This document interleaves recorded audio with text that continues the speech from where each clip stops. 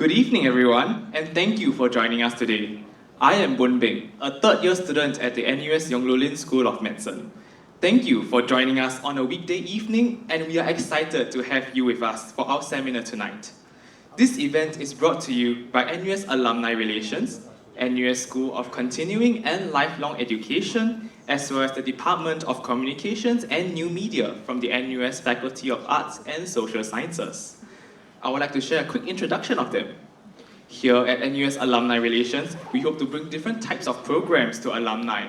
These include our Intellectual Insights series, to share insights on trending topics, our Lifestyle series, to cultivate new interests and network with fellow alumni at the same time, as well as our NUS Be Ahead series to help alumni navigate the complexity in the workplace.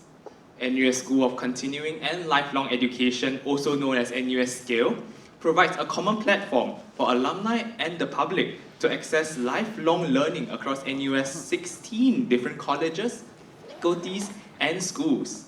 Scale collaborates with NUS Alumni Relations to support our alumni in their lifelong learning journey, including this Masterclass, our biannual Lifelong Learning Festival, and other initiatives.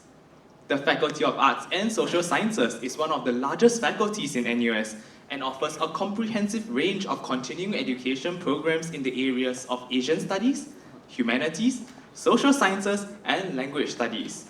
We are committed to supporting the lifelong learning of NUS alumni and members of the public through our courses, which are skills-based and industry-relevant, helping working professionals remain competitive in the digital age.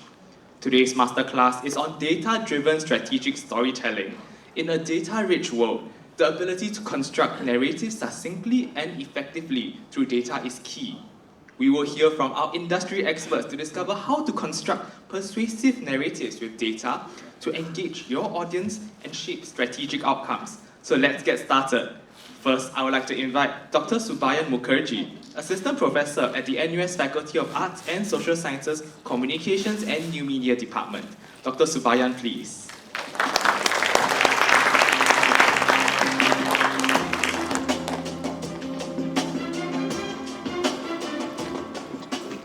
Hi everyone, good evening, and thank you all for being here today. Thanks for the wonderful introduction. And I know it's a weekday, it's a Monday, or is it, sorry, it is a Monday. My mind is yeah. So yeah, it's so glad to see so many of you. And so today I'll be talking about data-driven strategic storytelling, right? Obviously, I can't cover everything in a 15-20 minute masterclass. So what I'll be telling you is, will be kind of the tip of the proverbial iceberg, right?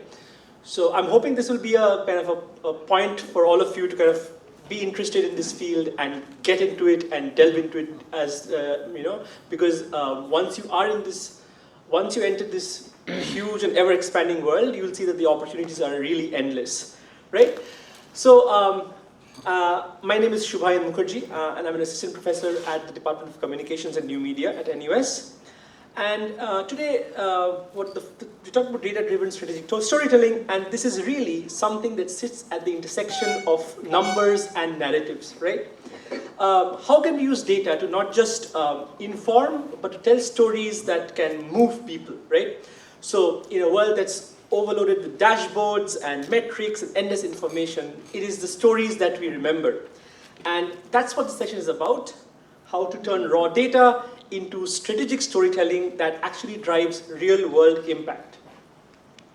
So, okay, now I don't want to trigger any PTSD among my audience because obviously we as a society went through a lot during COVID-19. But allow me, if you will, to show me something that you will all be very familiar with, right?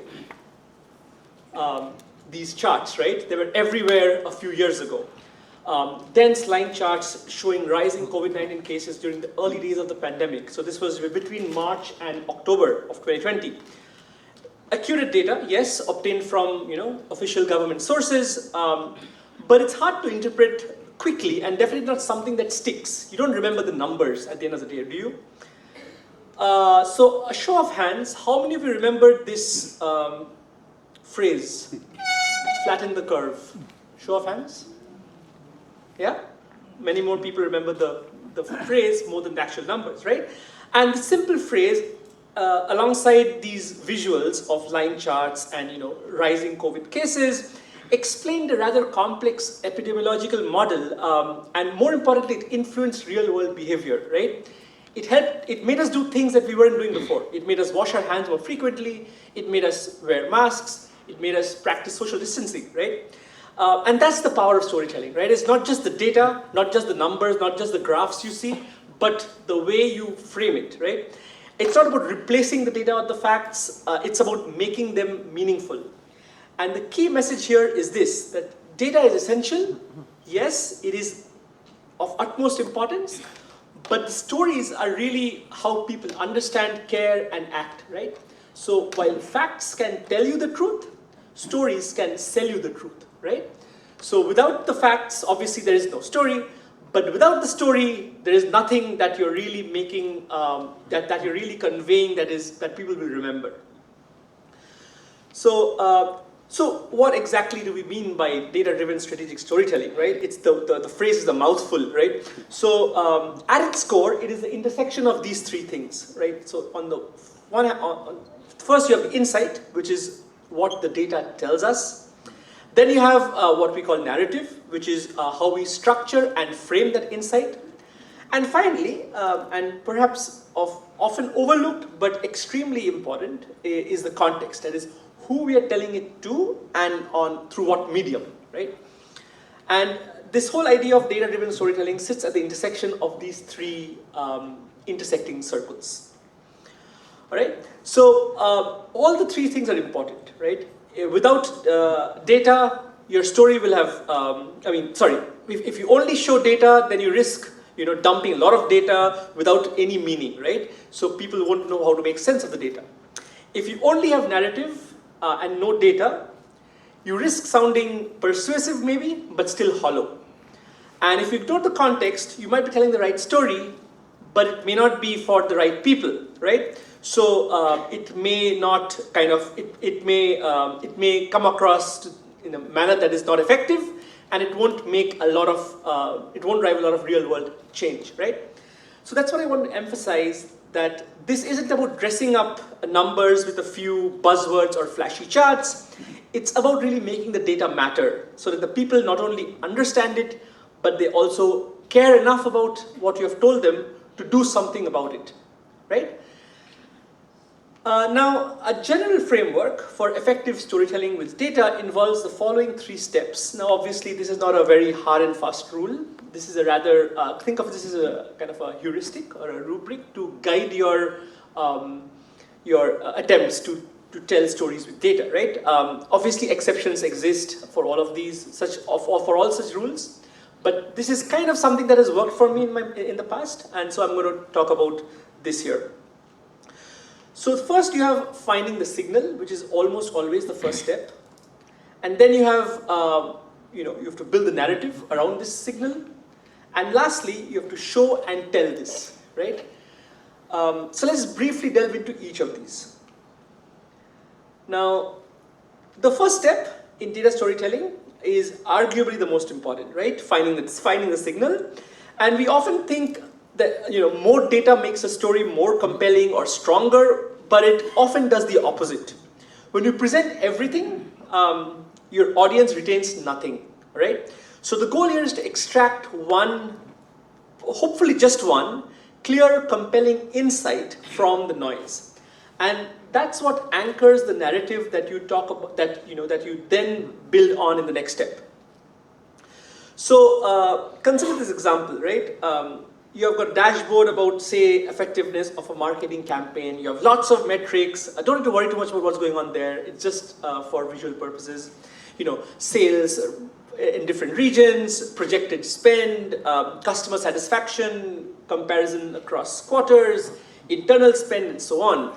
Now, if you show this to somebody, to a general audience, it is more likely to kind of overwhelm them and kind of make them drown in the data, rather than conveying what you perhaps really want to convey.